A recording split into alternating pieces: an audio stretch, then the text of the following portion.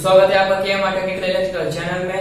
आज के लेक्चर में हम बात करने जा रहे हैं लास्ट के दो प्रॉपर्टीज के बारे में, जिसमें आता है डेरिवेटिव प्रॉपर्टीज और इंटीग्रल प्रॉपर्टी।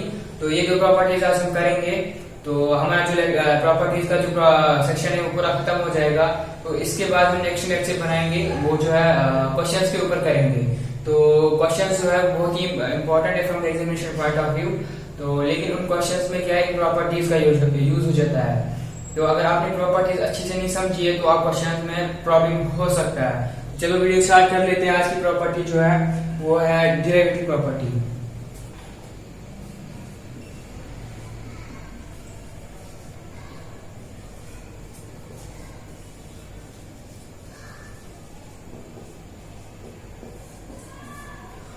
आज जो हम करने जा रहे हैं वो है डेरिवेटिव प्रॉपर्टी। हमें पता है फ्रॉम द डेफिनेशन क्या कहती है, if Laplace transformation of f of t is equal to f bar s, यानी कि अगर कोई भी फंक्शन है f of t, कोई भी फंक्शन, उसका जो लेप्लास ट्रांसफॉर्मेशन है वो किसके बराबर होता है, f बार s के बराबर होता है। ठीक है, ये फ्रॉम द डेफिनेशन है। फिर जो हमारी डेरिवेटिव प्रॉपर्टी है वो क्या बोलती है, वो बोलती है अगर हमारी कोई फंक्शन है f of t, उसका जो डेरिवेटिव है, ठीक है, अगर हम उसका डेरिवेटिव लेते हैं तो फिर उसका लेप्लास ट्रांसफॉर्मेशन निकालते हैं तो वो किसके बराबर आएगा, वो हमारी होती है डेरिवेटिव प्रॉपर्टी। तो यहाँ पे हम क्या करेंगे, यहाँ पे हम लिखेंगे इफ हमें पता है फ्रॉम द डेफिनेशन क्या पता है, अगर f of t, ठीक है, f of t ये जो है कोई भी फंक्शन है, ठीक है, जो इसका जो लेप्लास ट्रांसफॉर्मेशन है वो किसके बराबर होता है, ये f बार s के बराबर होता है। इसी के बराबर होता है फ्रॉम द डेफिनेशन, इसी के बराबर हमने पढ़ा था। देन जो हमारे प्रॉपर्टी की बारी, ठीक है, यहाँ नाम से ही पता चलता है पहले ही डेरिवेटिव प्रॉपर्टी थी, इसमें क्या चीज होगी, डेरिवेटिव होगा।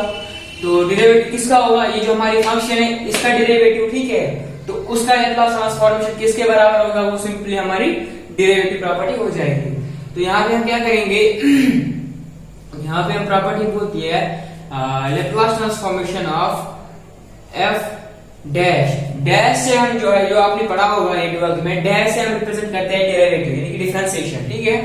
तो एफ डैश टी यानी कि वही बात आ गई, अगर हमारी कोई फंक्शन है एफ डैश टी, इसका डेरिवेटिव निकालेंगे, ठीक, इसका डेरिवेटिव एंड देन इसका लेप्लास ट्रांसफॉर्मेशन वो किसके बराबर आएगा, वही हमारी होती है डेरिवेटिव प्रॉपर्टी, ठीक है, is equal to Laplace transformation of d by d s of f of t, ठीक है। तो यही है हमारी डेरिवेटिव प्रॉपर्टी।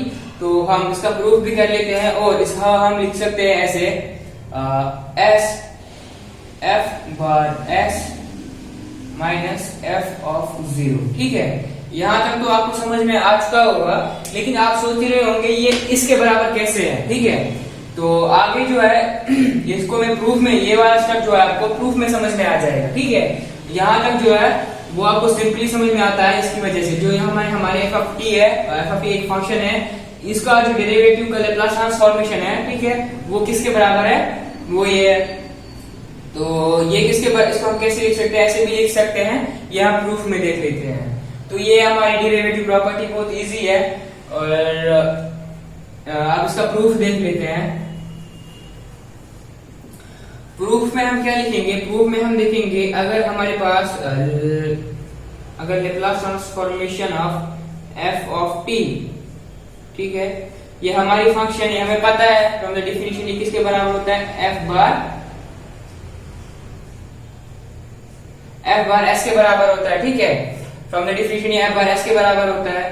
तो हम क्या करेंगे, हम लिखेंगे Laplace transformation of f of t is equal to integration from 0 to infinity e raised to power minus st f of t dt, ठीक है।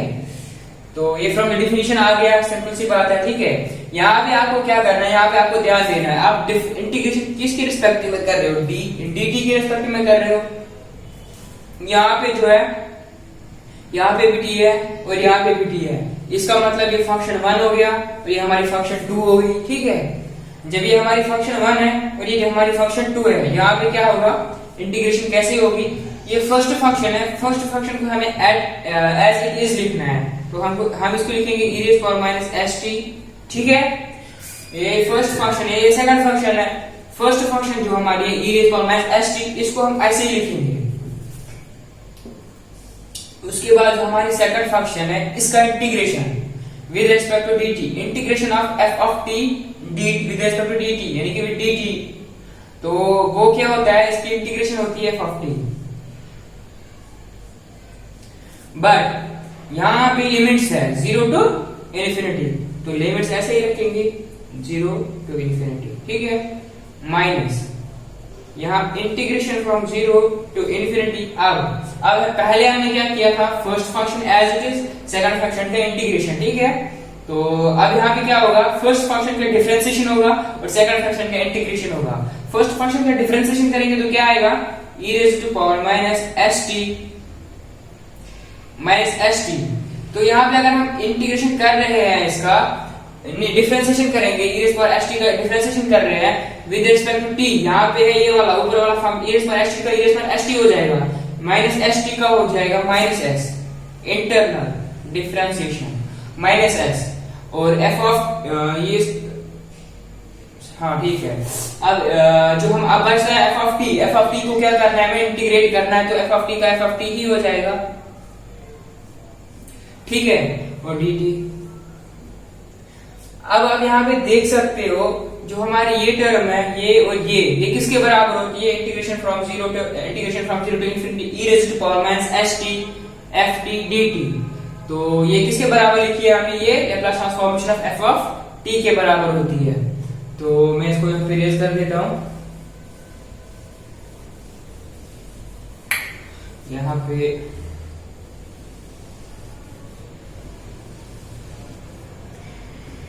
अब क्या हम कह सकते हैं, यहाँ पे हम लिख सकते हैं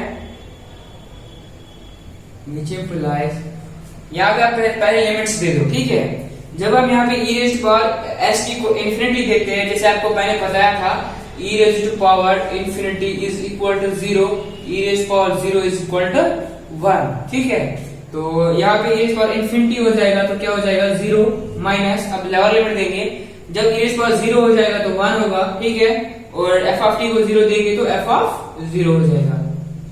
ये हमारे लिमिट्स माइनस, ये माइनस और ये माइनस प्लस s हो जाएगा, बाहर आ जाएगा s, अंदर बचेगा integration from 0 to infinity e raise to power minus st f of t dt, ठीक है।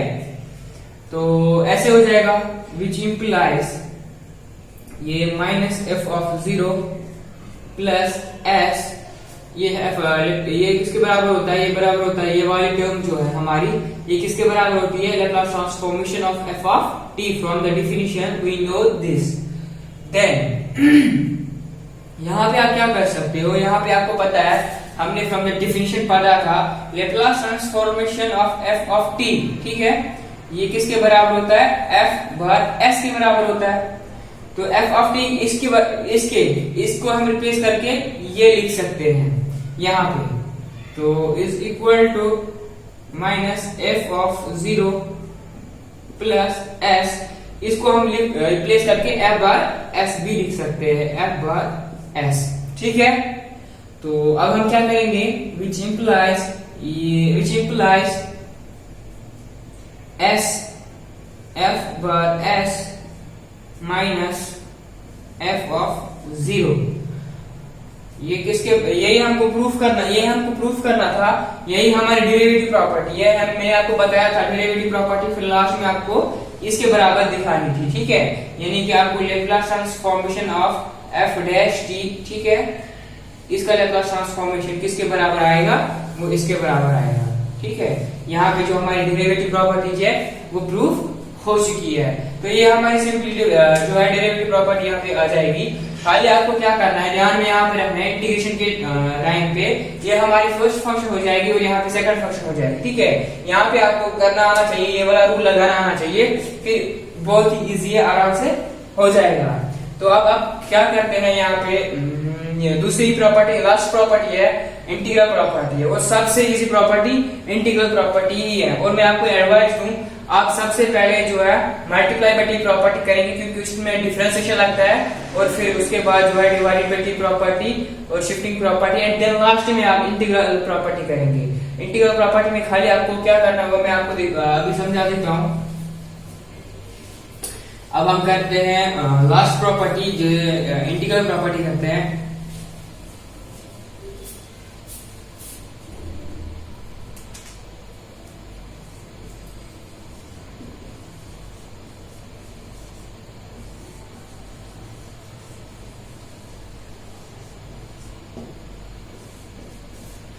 इंटीग्रल प्रॉपर्टी इंटीग्रल प्रॉपर्टी में क्या है, सेम यही चीज है। अगर कोई ये फंक्शन है f ऑफ t, ठीक है, ये हमारा लैप्लास ट्रांसफॉर्मेशन कह रहा है। अगर कोई फंक्शन है f ऑफ t, इसका Laplace transformation f bar s के बराबर होता है, ठीक है। तो ये हमारा डेफिनेशन है from the Laplace transformation. Definition यही है लैप्लास ट्रांसफॉर्मेशन की, हम इसी को यूज करते हैं।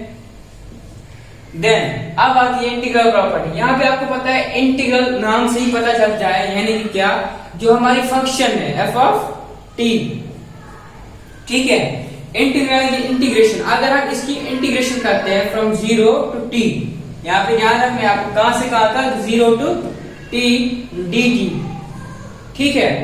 तो इसका जो लैप्लास ट्रांसफॉर्मेशन है वो किसके बराबर आएगा, वो होती है हमारी इंटीग्रल प्रॉपर्टी।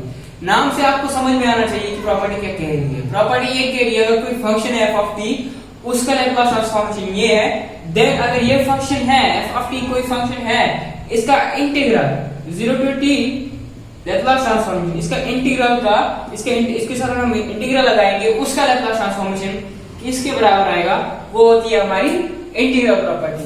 तो वो किसके बराबर आता है, वो होता है f बार s। ये किसके बराबर होता है, f बार s। खाली हमको क्या करना है, डिवाइडेड बाय s लगाना है, बस। सबसे सिंपल प्रॉपर्टी यही है।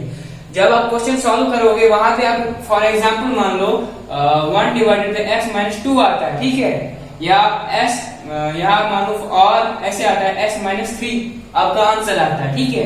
तो आपको क्या करना है, s minus 3 divided by s लगाना है, हो गया आपका इंटीग्रल प्रॉपर्टी। तो इसलिए मैं कह रहा हूँ इंटीग्रल प्रॉपर्टी जो है सबसे लास्ट में अप्लाई करना है।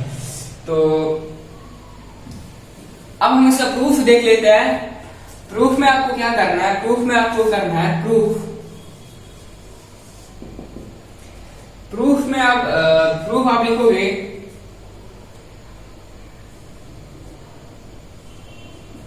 g of t is equal to, proof g of t is equal to integration from 0 to t f of t dt। आप क्या करोगे, आप करोगे लेट, कोई फंक्शन है यहां पर लिखेंगे लेट जी ऑफ टी कोई फंक्शन है इज इक्वल टू किसके बराबर है, इसके बराबर है, ठीक है, ये इसके बराबर है, ठीक है। हम इसको सॉल्व करते हैं, हमें ये आंसर आना चाहिए, तो हमारी इंटीग्रल प्रॉपर्टी प्रूफ हो जाएगी, सिंपल है। तो हम यहाँ पे क्या करेंगे, हम यहाँ पे करेंगे नाउ हम इसका जो है डेरिवेटिव निकालेंगे, यानी कि g dash t is equal to d bye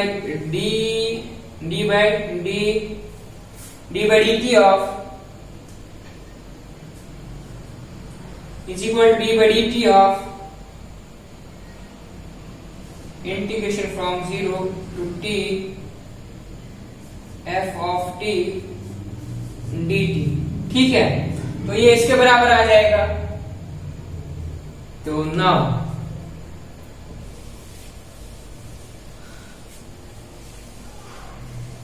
यहां तक तो आपको समझ में आ ही चुका होगा। हमने क्या किया, इसका डेरिवेटिव निकाला, यानी कि g dash t, g dash का मतलब ही होता है डिफरेंशिएशन, जैसे मैंने आपको बोला। तो डैश के यहाँ पे तो हम क्या लिखेंगे, यहाँ पे d बाय dt ऑफ, यानी कि डिफरेंशिएशन ऑफ वही फंक्शन जो हमने लिया था। अब हम यहाँ पे क्या कर सकते, यहाँ पे क्या हो सकता, यहाँ पे क्या होगा, जो हमारा g ऑफ t है इज इक्वल टू, यहाँ पे आप देखोगे जो हमारा डिफरेंशिएशन है और इंटीग्रेशन है कैंसिल आउट हो जाएगा, ठीक है। डिफरेंशिएशन और इंटीग्रेशन कैंसिल आउट हो जाएगा, तो वहां पे क्या बचेगा, f ऑफ t। तो यहाँ पे क्या हुआ, जो हमारा g डैश t है वो इज इक्वल किसके बराबर आया, f ऑफ t के बराबर आया, ठीक है, f ऑफ t के बराबर आया। लेकिन हमने यहाँ पे अगर हम यहाँ लेकिन हमने पढ़ा था we know from derivative property.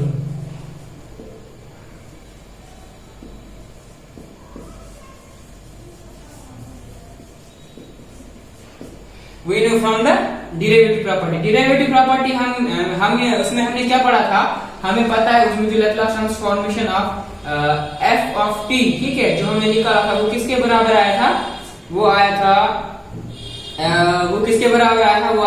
s f पर s माइनस f ऑफ 0, इसी के बराबर आया था. We know from the derivative property Laplace transformation of f of t, वो इसके बराबर है, ठीक है. तो यहाँ पे हम यही करेंगे, Laplace transformation of f of t वो किसके बराबर आएगा, इसके बराबर आएगा, ठीक है. तो इज इक्वल टू यहाँ पे हम f of t की जगह जो है ये लिखेंगे, ये वाला स्टेप लिखेंगे. नाउ उसके बाद क्या होगा, s ये हमें पता है f बार s, यानी हमने पढ़ा था Laplace transformation of f of t, ये किसके बराबर होता है, f bar s. From the definition हमारी है ही यही, तो हम f बार s के बदले क्या लिख सकते हैं, हम लिख सकते हैं Laplace transformation of f of t. लिख सकते हैं कि नहीं लिख सकते, लिख सकते हैं, क्योंकि डिफिनेशन से हमने यही पढ़ा था Laplace transformation of f of t is equal to f bar s. तो यहाँ पे हमारा f बार s आता है, तो f बार s की जगह s अपनी जगह f बार s की जगह लिखेंगे Laplace transformation of f t, ठीक है, माइनस f ऑफ 0. यहाँ पे आप एक और चीज देखोगे, जो हमारा f ऑफ 0 जो है ये 0 हो जाएगा. अगर हम यहाँ पे मैं समझा दूं आपको, अगर हमारे पास फंक्शन है, अगर इफ f of t